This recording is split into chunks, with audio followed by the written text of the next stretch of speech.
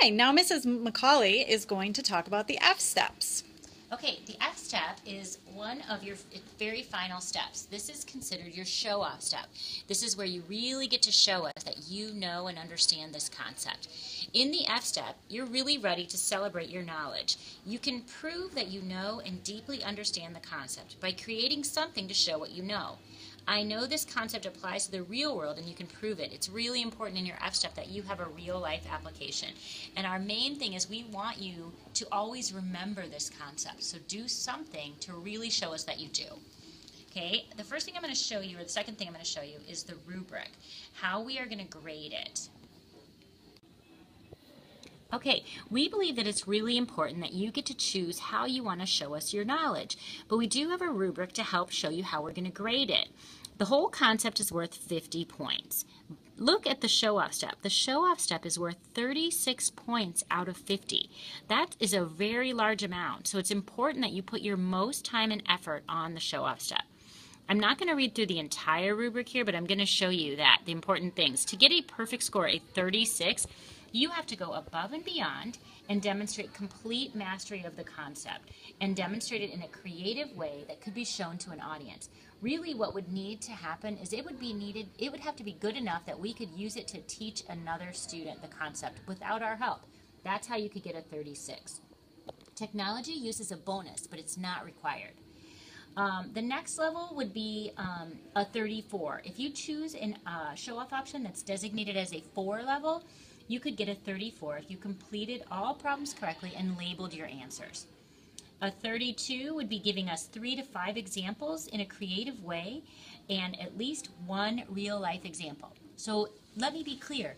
The only way to get a 32 or above, you must have a real-world example. If you don't show us a real-world example, the best you can get is a 24.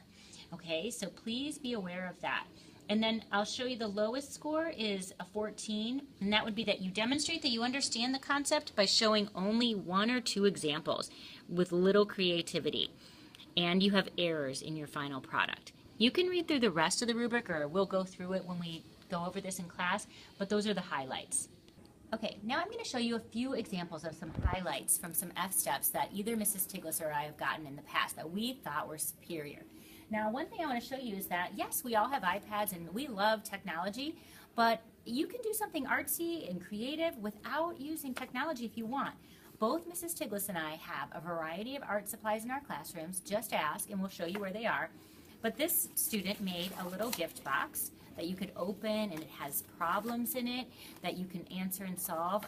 We both had students make games before, and if they're good enough, we actually publish those games as options that people could play in the next year within iTunes U. So that's one example. We have another really cute little house here with a tree, and it has problems here. This was really creative use of materials and no technology use. These scored really well. Okay, and then some uses with technology that we found. I really loved this particular project. A student of mine used Pages to create a newsletter. They used the newsletter template in Pages and created a newsletter all about unit rates. These examples are published on my website, so if you ever wanted to take a look at them, you can. But very creative, lots of real-world problems. They incorporated their love of reading and writing in their math project. This also scored really well. Okay, and then another great example, and by no means are these the only ways that you can show your knowledge. People do all kinds of things. We're just highlighting. A lot of students like to make movies. We love to watch movies. Couple of tips when making a movie. Short and sweet. It doesn't need to be a 20-minute long movie to get our attention and be great. Remember, we have to watch all of these things and grade them. So I have a movie here that was created. It was only a couple of minutes long, and it did a great job. It showed examples of ratios, and what I loved was they did some real-life stuff using other students. Take a look. This is a particular student using her sister as a model and drawing little ratios.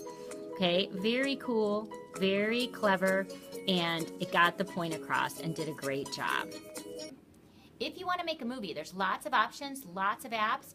We can show you apps. One great one is TouchCast Studios. That's what Mrs. Tiglis and I are using right now to make this video. If you want to use a green screen and green screen features, there's a green screen up in Miss McCauley's room. Mrs. Tiglis will let you come up anytime. Or down in the STEM lab, you might have to make arrangements to use that, but there's lots of options. Other students like to just screencast and use Doceri. Lots of options.